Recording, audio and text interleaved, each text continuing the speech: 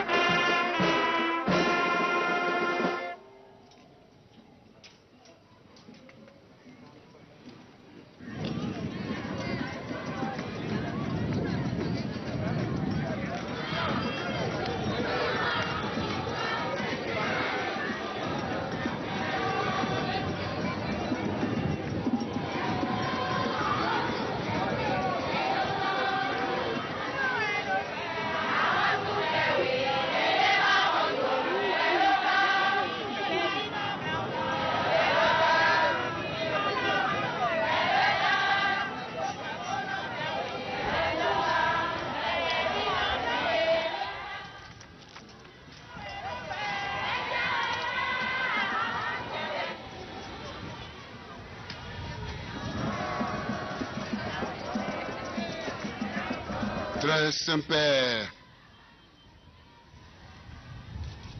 au nom de la République, nous vous souhaitons la bienvenue en terre africaine du Bénin. C'est un immense privilège pour notre continent, l'Afrique, en général, et pour le Bénin en particulier, de vous accueillir sur son sol hospitalier ce jour, vendredi 18 novembre 2001. La visite de votre sainteté est un insigne honneur pour notre cher pays, le Bénin. Votre présence parmi nous raffermit la foi des croyants du Bénin et de ceux venus de divers horizons d'Afrique et du monde. La République du Bénin, anciennement appelée Dahomey, est un État côtier du golfe de Guinée, en Afrique de l'Ouest. Elle a la forme d'une mer jaillie de l'océan Atlantique qui s'ouvre au cœur de l'Afrique occidentale, entre les États frontaliers, frères du Nigeria, du Togo, du Niger et du Burkina Faso. À la suite de la conférence nationale des forces vives de février 1990, la constitution de mon pays, le Bénin, du 11 décembre de la même année, qui régit le fonctionnement de la République, crée la condition du dialogue interreligieux, de la démocratie, de la stabilité politique et institutionnelle, de la sécurité et du développement harmonieux de la personne humaine dans toutes ses dimensions. En effet, le Bénin est un pays laïque de tolérance religieuse où cohabitent en parfaite intelligence et en toute harmonie différentes croyances et confessions religieuses. Cette occasion me permet approprié pour souligner le rôle déterminant que jouent les religions dans l'édification progressive d'une nation digne et prospère. Très Saint-Père, le Bénin, mon pays, a accueilli les premiers missionnaires catholiques, les pères de la Société des missions africaines de Lyon le 18 avril 1861. Tous les Béninois, les fidèles de l'Église catholique en particulier, sont heureux de vous accueillir dans le cadre du jubilé des 150 ans d'évangélisation au Bénin. La célébration de ce jubilé a permis certainement à l'Église de se donner de nouvelles missions pastorales. La conférence épiscopal du Bénin a voulu faire de ce jubilé un recours aux sources qui permettent un rebondissement vers l'avenir en le mettant sous le thème évocateur, je cite, héritier et bâtisseur d'avenir, chrétien, rencontre de ton espérance. Fin de citation. Au cours des 150 dernières années, l'Église catholique a apporté aux populations de mon pays, sans aucune distinction, une assistance multiforme, unanimement reconnue. Ainsi, à peine installés à Ouidah, les premiers missionnaires y ont-ils ouvert une école primaire dans laquelle furent accueillis de nombreux enfants en âge d'être scolarisés et plus tard, sur l'ensemble du territoire national, d'autres écoles primaires et des collèges de renom. Dans le domaine de la santé, très Saint-Père, c'est l'Église catholique qui a créé et géré à Ouidah la toute première pouponnière de notre pays pour la prise en charge des orphelins et une léproserie dans la même ville, bien des années avant que l'État ne commence à dispenser des soins aux lépreux. Aujourd'hui encore, l'Église accueille de nombreux malades à moindre coût dans les centres de santé qui lui appartiennent dans toutes les régions de notre pays. Très Saint-Père, la terre béninoise que vos pieds foulent maintenant a accueilli la semence de l'amour et du sacrifice de nombreux missionnaires à qui de nombreuses religions ou religieuses, des prêtres dévoués et des prélats prestigieux béninois ont emboîté le pas.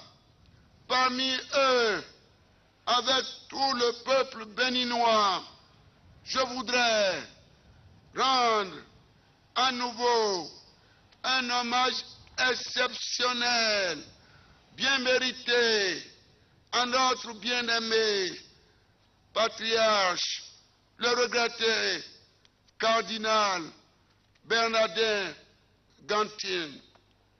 Bien qu'il ait exercé au sein de la hiérarchie vaticane les plus éminentes fonctions, nous retenons d'abord de lui sa grande humilité et son sens élevé du service.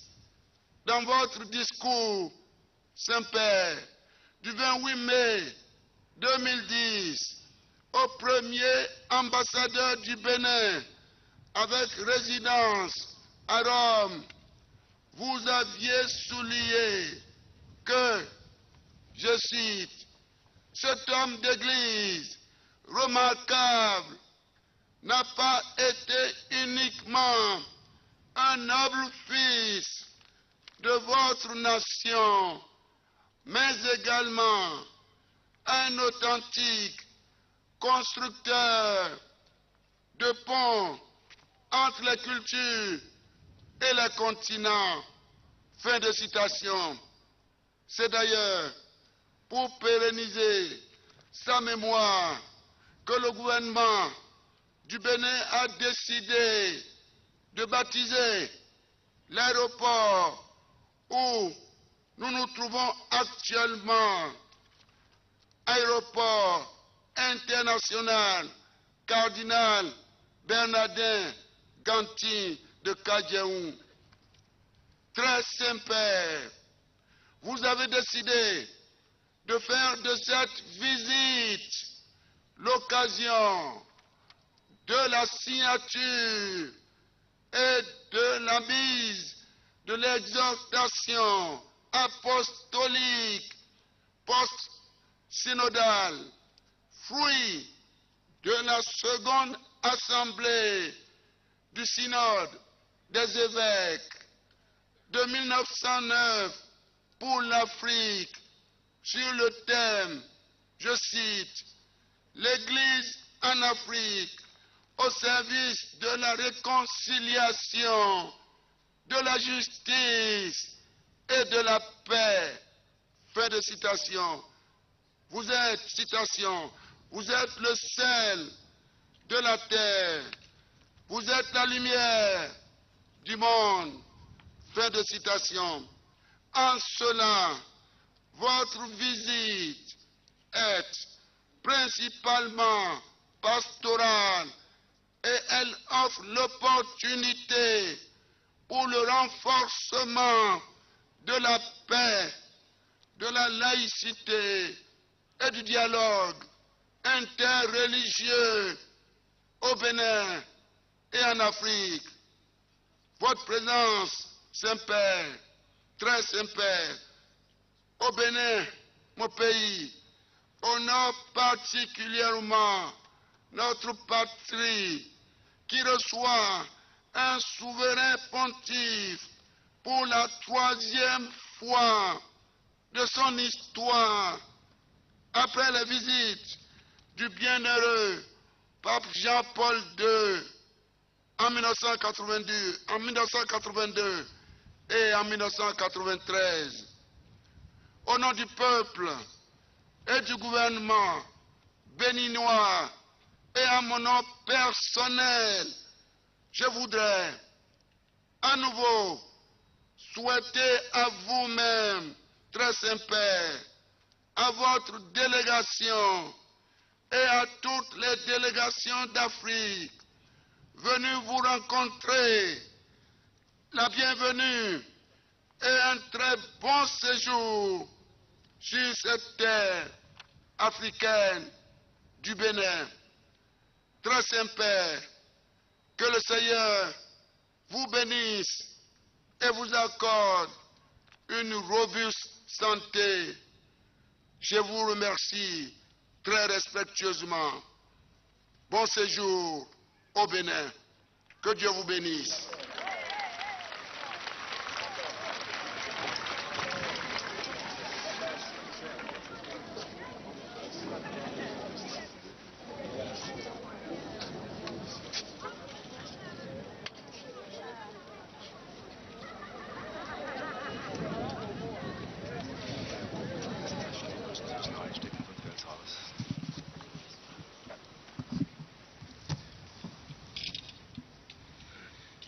Monsieur le Président de la République, Messieurs les cardinaux, Monsieur le Président de la Conférence épiscopale du Bénin, autorités civiles, ecclésiales et religieuses présentes, chers amis, je vous remercie, Monsieur le Président, pour vos chaleureuses paroles d'accueil.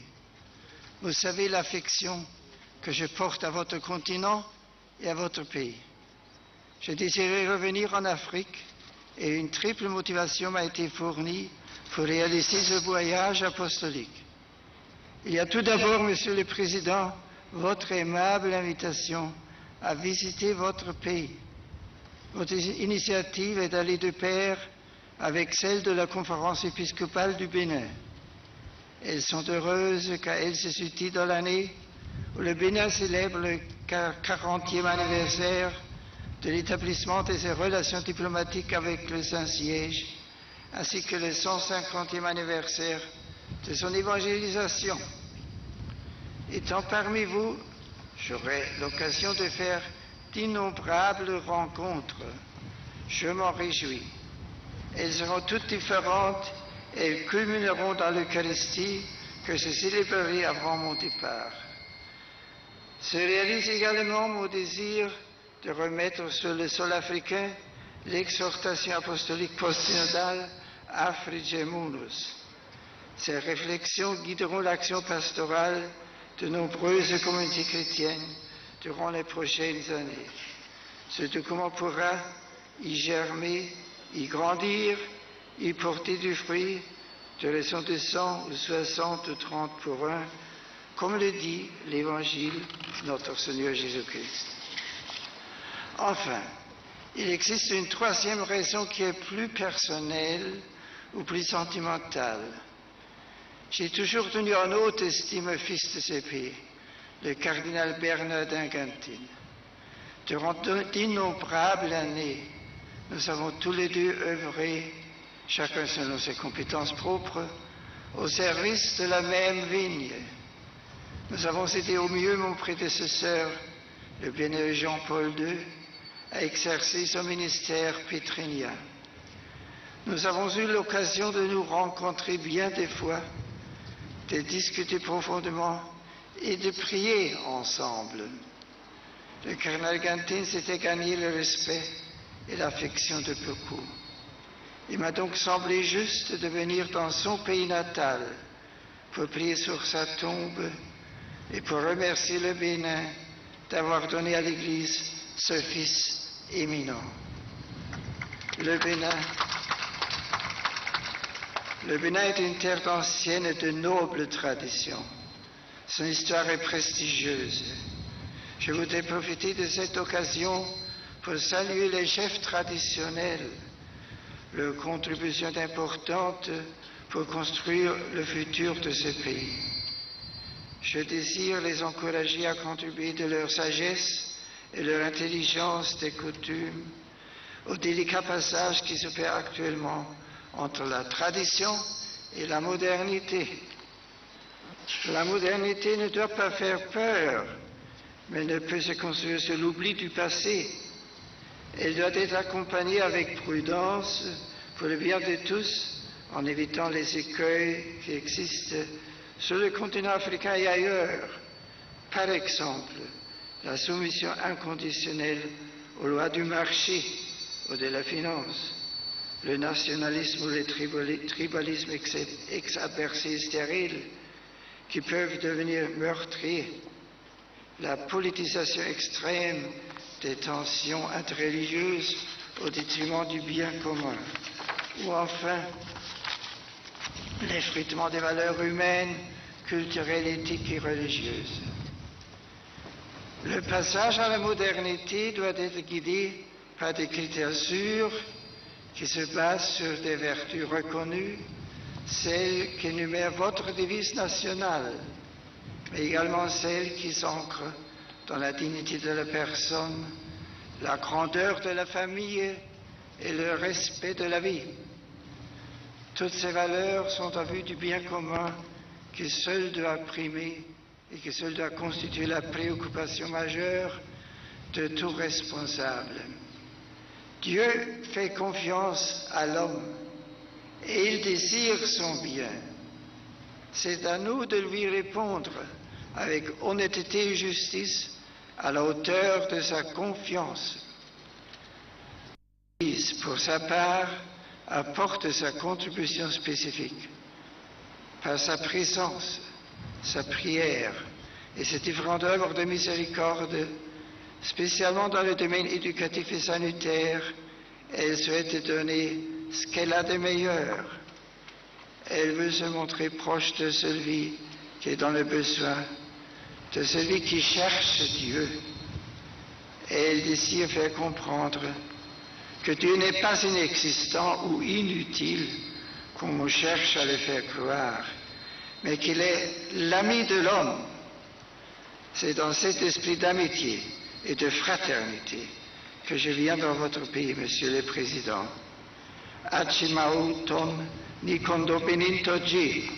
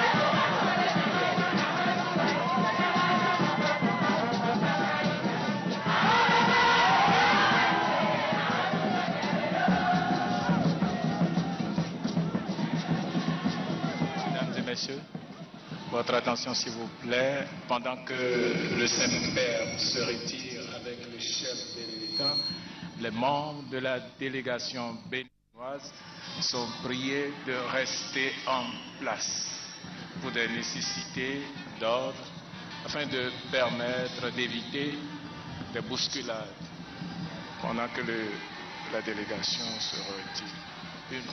Je répète, les membres de la délégation béninoise sont priés de rester en place pendant que le chef de l'État et le Saint-Père se retirent. Ensuite, la suite papale, ainsi que les 17 personnalités qui ont salué le Saint-Père, auront seul droit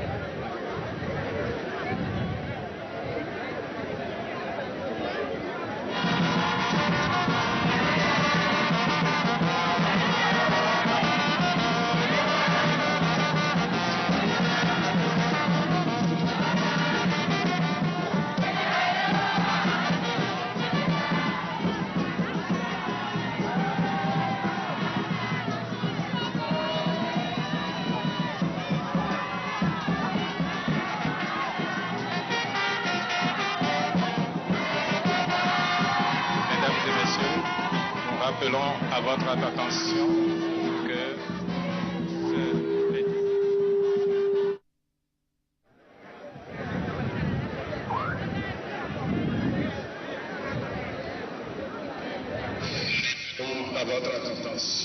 seules les 17 personnalités béninoises ainsi que la suite papale ont accès au salon d'honneur présidentiel. Merci.